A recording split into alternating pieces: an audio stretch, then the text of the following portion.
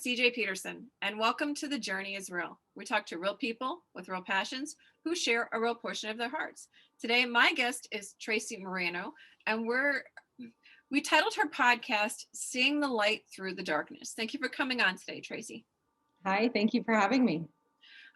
You teach others to see the light through, despite the darkness that they're walking through at the time. Can you explain what that means to those who are listening? So I am a psychologist, a clinical and forensic psychologist, and most people who come to me, it's usually they're already pretty in a dark place, having problems with their lives, and one way or another going through something difficult that they need help with. And my main job is to just try to see them out of that pain and that darkness. Now you do spirit coaching and psychological services. That's what it's called, correct? Right. Free spirit coaching and psychological services. Free spirit coaching and psychological services. You have a wide variety of different tools that you guys use. One of them I thought was really unique was the animal portion. Yeah. Just the same as people are different, the tools have to be different to help them through. Can you share some of those tools, including the animal one, because that one's really Definitely. So my whole concept here, there's two basis for my private practice is one, we treat the whole person, mind, body, and spirit. And that's really important because obviously my portion would be the mind, but when our spirit or our body are broken or injured, we can only heal so much. They all have to heal together for us to really find some peace and happiness in our life and make those changes that we need. So to do that, I teamed up with other professionals in those particular areas. So we have a spiritual coach who is an intuitive guide and astrologer. And then we have what we call a mindful movement coach. And she is a yoga instructor and a Reiki master. She does sound and crystal healing, guided meditation, things like that. And it really helps people with coping skills and really learning how to manage their emotions and what they're feeling. And also, obviously, and both of them do energy work as well. Then we have two Thai massage therapists, which might sound odd as being part of it, but it's really I can honestly say no. Oh, good. And the reason being is because when your back is out of alignment or your muscles are tense in certain areas, it's because you're carrying whatever on you. And when you can get those muscles relaxed or back in alignment, it actually aligns yourself back into place. Exactly. And we hold our symptoms in our body, especially trauma symptoms, but even like anxiety and depression and things like that. And we become very closed off. And it's a really important part of the treatment because it helps people open up. Because once they're able to learn how to open up physically, they'll begin to open up emotionally and mentally and spiritually. And so it all kind of falls into place. Yeah, and when you're getting a massage, we go on a cruise about every year. And every year we do like, not just the head to toe massage, but I like the rocks, the hot rocks. Oh, yeah. And inevitably, you're going to talk, you're going to get stuff out. It's going to relax you to the point of being able to release a lot of stuff. And so now I totally get that one. Yeah, it's really good. A lot of people there's an emotional release that happens. A lot of people end up crying during it. And it's pretty intense. Same thing with the sound healing and the Reiki sessions. So it's pretty good. Then your favorite, the equine assisted therapy. So here on our property, we have 2 mini donkeys, but our equine therapist has a ranch not too far away from here with horses. So depending on, because some people get very intimidated by starting with the horses. So sometimes we start them with the mini donkeys and then they kind of graduate to the horses when they become more confident within themselves. But the equine therapy is amazing for anybody, but it's especially so key for people who are guarded, who are maybe shy, aren't able to identify their emotions or know how to express their emotions appropriately, because it's an indirect way of treatment, basically. It's not the talk therapy. So, and because everything is going through kind of the donkeys or the horses first, and then you're kind of relating it to how this functions in your own life, because the horses and the donkeys mirror us in our life very, very well, eerily well. Well, and animals are really intuitive. I went septic in 2016. And so I had some internal injuries going on in there. And we went down to the Caribbean and we did that swim with the dolphin thing. Yeah, And it would come behind you, it would grab your feet, and you would swim around the lagoon. yeah, And I've done that. I was so excited because I'm like, yeah, yeah, yeah. Well, because I was in so much pain, I didn't think anybody else knew. The dolphin tapped me, pulled back, and pushed me really slow and just pushed off. And the trainers were like, I've never seen them do that. Basically, I was cut from, you know, my whole abs, all my abs were cut Oh my twice gosh. during the entire process. And so the dolphin knew it. Nobody else knew it. Nobody else could tell. Obviously, my husband knew and my sister knew who were with me, but nobody else knew. And when the dolphin Right. did it, they're like, I've never seen that happen. We explained why. They're like, oh, okay. So we just did like a little dance with them with me. But Yeah. animals know. Oh yeah. They know. And that's why Absolutely. I love animals so much. It's just because they're so intuitive. Cats, dogs, dolphins, horses. People are like, well, but a horse is just a huge animal. I said, then obviously you haven't been around horses much. Right. Oh yeah. They feel our energy. Mhm. They mimic us. They know what we're feeling before we know. Mhm. A lot, yeah. My husband has a service dog. We actually had to just put her down, so we're in the middle of training a new one. Oh, But I'm the new sorry. one now, even when he's working through things, or even just working through loss of the other dog, and we start crying, she'll jump up on you and she'll lick your face. Yep. Wherever she's at, she will come running over. And so, they know. Yeah.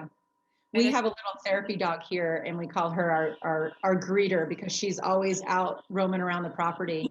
And we do see all of our clients. We have beautiful outside features, and so we try to see all the clients outside. So we have like a gazebo in a garden area. We have a gazebo by our pool, and then we have like a one of those little tiny houses with a sun deck, Mhm. and we also have a teepee that we just recently put up that we're doing that we're meeting with clients in as well, which is really cool. Well, I'm And a so nature kid, so I can totally yeah, appreciate that. And it's like when yeah, you're outside, when you're in a room with four walls, you feel protected, but you also kind of feel a little bit on guard because there's only one way out of that room.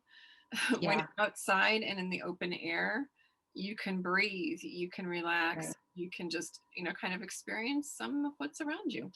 Well, we actually integrate the treatment during the sessions. It's not like I'm sitting in an office with you telling you, go outside, get some fresh air, go for a walk, you know, be around some, nature, look at the flowers, take a Yeah, deep you breath, actually physically we're take it actually out. there during Yeah. it, right? Yeah. Which is So, beautiful. It's a beautiful way to do it, and I love that. yeah. So how did this become a passion for you? Because On the Journey is Real, it's not just about the passion, but the journey itself. And Yeah. with everything you're telling me, I can imagine the unique past that you had in there that brought you to that place. Can you take us on that journey? Yes. So it definitely was a personal journey for me to get here. And it started out, well, like I said earlier, I'm a forensic psychologist. And so my goal after graduating was to stay in forensics. Mhm. And, I was obsessed with, serial killers and cults. And I mean, the darkest Dark of side of the world. was addicted to, ID discovery and all these, watching murder after murder, binge watching. It was awful. So, but that's what interested me. I just wanted to see how that worked. So my first job, professional job after I was licensed, was at a maximum security prison in Los Angeles County. Wow. And yeah, and then not only that, but I worked in ADSEG, which is administrative segregation. So that's like the jail within the jail. And so that was the worst of the The heavy worst. hitters, yeah. Yeah. And that was very intense. you really see the darkest of humanity. And I would imagine that would weigh on you, body and soul. 100%. Mm-hmm. I began to see the world differently. I started to become very jaded. I started to see people differently. I started to not even like people. And I was always very extrovert, social, very open with people. Never thought twice of that people would try to, take advantage of me, get one up on me, try to hurt me in any way. And this just totally did a 180 on me. Yeah, because you're not up here just studying the facts and the files. You were like digging deep into their psyche, and Yeah, that's a lot yeah, to live through. I was in it. Yeah. And it was, and I got to say, it's not just the inmates. Mm-hmm. The staff is highly toxic. And, because I think after you do it for so long, it has to weigh on you. You become very negative, pessimistic, you're guarded. I mean, if somebody asked me somewhere, oh, what do you do for a living? Or like, oh, where do you live? Or just like a normal question, I would be like, why do you want to know? Why do you want to know? And I became rude. I mean, I just became a person that I really didn't recognize after a while. And so then I moved. What turned it? So that's right. What kind of began to change that? So after that, I moved into I was the director of mental health services at a community clinic. And that actually wasn't much better. It was a little bit better, but not much better. Mm-hmm. And then I just began to really take notice in myself. I noticed I was sick more. I was not happy. Mm-hmm. I had pinched nerve in my neck. There were days that it was so bad I couldn't move for 3 days. I started getting migraines. Never had headaches in my life. Mm-hmm. I was just unhappy in every way. Spirit, I don't even think that was there at all. And I just knew I had to do something different. I was not myself anymore. And I liked myself before, Yeah. and Usually there's like one event. Was there one event that actually kind of light bulb momented for you? Well, I think that one of the turning points was I have 2 stepsons, and I claim them to be my own. They've lived with us full time for most of the time. And so the youngest one, the first one went off to college, and that was quite a shift in the household. And then the second one, my youngest, was getting ready to graduate. And so I think it was about when he was like halfway through his senior year. And I just thought, and he was going to go off to college. And I just thought, what are we doing here? Mm-hmm. And my husband too. And I know, by the way, I told you that I met my husband in the prison. I don't know if you remember that. And I was kind of like going to leave that up to you to see if you could figure out that one. Did you ever think about it? No, I didn't. I figured you'd let me know later. So actually, he was a corrections officer, and me being a psychologist, and we both worked in the same in ad psych together. But you're in the same toxic environment. Yes. But he had been there since he was like 19. So he had been there like when he ended up retiring, it was like 24 years. And so, and I wasn't sure he would ever leave, but it was so bad that I had to tell him, like, we've got to get out of here, and luckily, thank God, he was really on board and open to it. And he said, what are we going to do? He had never done anything else really, except been a corrections. Going at 19, he really wouldn't have anything else. Right, exactly. And so I just kind of said, what if we did a private practice? And I started thinking of what my passions were like to my core that I had lost. And what I came up with is, nature, mm-hmm. animals, spirituality, mm-hmm. and just being outdoors and just caring and loving people again, Mhm. and just creating positivity. And How did you climb back out of that hole? I mean, I, going from starting the practice, I mean, yeah, you have to be whole before you start that, and you were in a hole. So how did you get right. out of there to get to the point of starting the practice? So we started, so about almost about like 9 months or so before we actually moved, we just started dreaming, basically. We were, you know, what would be the ideal fantasy private practice in your head? And it was like, oh, we can, have it, on the ocean, or we can do like spirit. One of mine was spiritual retreats. Mhm. And, well, what would that look like? And well, we would need this big property. And if we could do everything on the property, and we could have like, it be like a resort, something like that. And then it was, we started talking about having therapy animals, but we had no idea what kind. I mean, I've had nothing but really dogs, and him too. So we had never been equine owners in the past. But at that point, we didn't even know we were going to do mini donkeys. But we were on YouTube just looking up like cute animal videos. And this just started, just the positive, just the shift in like having hope, Mhm. and like beginning to like dream again. Kind And of started to rewrite.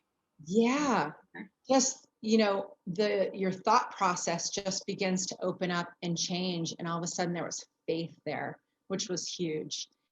And we would get so excited, and we would just, we would like, you know, run to each other or send each other like YouTube videos of like cute little goats, or, of like, maybe we do these pygmy goats, or, Or and the then we would ghosts go that you around. scare and they fall over. Yeah. And then, it was like, oh, or we can do dogs, or, then there's horses, or, we started, I mean, all kinds of stuff. And then we started actually like on the weekends going to like, to look at animals and stuff, to Mhm. see and to talk to people who had these animals. And so then we started being around it more, and we started getting, outside and doing things more on the weekends. And it just kind of like snowballed from there into a more positive way. And we started, that rolled into just us being more active and everything in general. And So when it track. started to become a reality, Yeah, you purchase the property, and all of a sudden everything is actually going in the right direction towards this.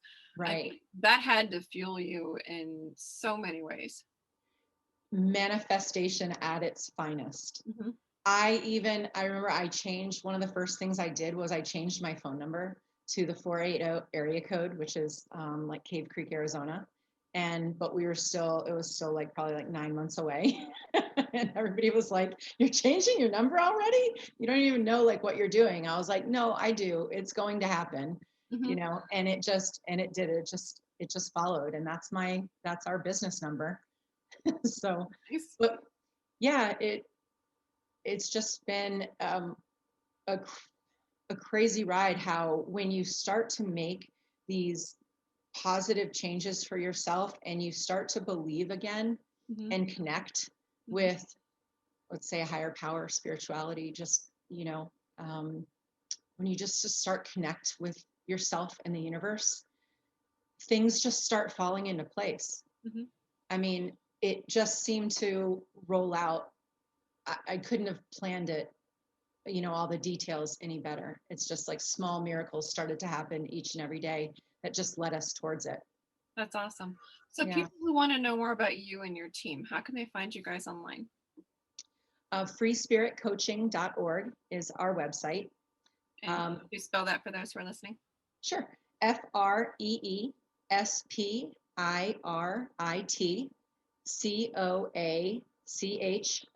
FREESPIRITCOACHING.org. And what will they find when they get there? So we have a list of all of our services, because our services are a little bit not traditional, a little bit different. We have a pretty good description of everything in there. Then we have a description and pictures of all our team, all the providers with our background and what we specialize in, and a Which little kind of how we got here. yeah, because when they get there, they're more familiar with your team and who's who, and they don't feel like they're walking into someplace scary. Like, I don't know anybody. Right, exactly. And they begin to, you find that they'll connect with somebody just by reading the description. Mhm. And they'll, a lot of people contact me already knowing and requesting an appointment with a particular provider, which is great too. Mhm. And then we have a list of events. We have a lot of events going on all the time. We're like, I'm really into, we do full moon ceremonies, new moon ceremonies, sound healing sessions. We do equine therapy workshops. We do yoga, outdoor yoga, sunset yoga, yoga and sound bath in the mornings. And this summer, we're doing a lot of cool stuff. We're going to do a floating sound bath, which is like a sound bath in the pool. Mhm. So that's going to be different. And we're starting glow yoga, glow in the dark yoga at night with Neat. we have glow in the dark body paint and club music, and that's going to be a lot of Sounds fun. like fun. So, I know. So we just try to really we just want to bring the fun back into treatment and healing and stuff like that too, because it really doesn't have to be stressful and, where you leave crying all the time. And, it doesn't have to be that. There'll be times. Sometimes it's a good cry, sometimes it's not, but there'll be times. That can be part of it, but it's not all of it. Yeah. And it's So just with about bringing joy back to our lives and like connecting and figuring out what we all love. yeah, I mean, I always cringe when someone goes, well, I went and they put me on medication. Well, that's fine, but are you doing counseling too? Well, no. Why not? Because this is for anxiety. Right. Are you doing counseling? No. Why not?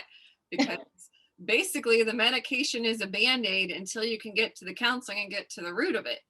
And so Correct. it's a hand in hand, and Right. people don't It's always like connect a that. pill isn't going to help you grieve the loss of, a parent. Mhm. But it will help lift or alleviate some symptoms enough for you to participate in the treatment. Mhm. And to process through it. And that's, Yeah. yep. So yeah, when they work hand in hand, it's more ideal because sometimes we just have to have a little bit of a help. But Right. when that's all you're relying on and you just keep pushing forward with whatever you're doing, you're going to end up in like the cycle that you were in when you were Yeah. in prison. And it's Yeah. just continue to weigh you down, and people don't understand the physical effects that stress puts on the body, whether it's emotional stress or stress from work. It's like you can go diabetic, you can go have Oh yeah. seizures. There's so much that your body, it just depends on how it's going to react. Yeah, it definitely does. And that's also why everything has to be treated together. Hmm. Definitely. Well, we have about 3 minutes left. Is there anything you'd like to add? I think the biggest thing would just for everybody listening, everybody to just try to value themselves Mhm. and not give up on themselves ever, and to always find ways to connect to your core belief system, like the things that really drive you, because life gets so hectic that we get caught up Mhm. in work or kids or school or whatever else, and we lose sight of like what our passions are, what life is really about. Mhm. And to just make sure you have ways to connect to that periodically, and want something more for yourself.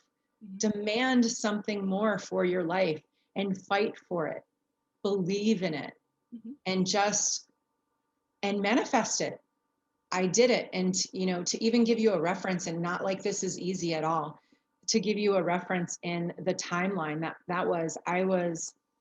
it was, let's see, about 11 years that I was in those two jobs total, Mhm. and that it took me to kind of come to that dark place and try to see my way out of it. So it takes some time, but I wish I would have had somebody encouraging me, like hopefully I am encouraging somebody out there to do the same for them. And it takes time to come back out of it too. Oh People yeah. don't understand. General rule of thumb, usually about twice as long as you went into it to take you to get out of it Yeah. completely. That And can be so, true. mhm. So if anybody who wants to know more about Traci and her team, you can find them at www.freespiritcoaching.org. That's www.freespiritcoaching.org. Thank you for coming on today, Traci, and really appreciate you sharing your heart and going a little deeper with us. Thank you so much. You're welcome. And thank you guys for listening to The Journey is Real. We talk to real people with real passions who share a real portion of their hearts. I'm CJ Peterson of cjpetersonwrites.com. Until next time.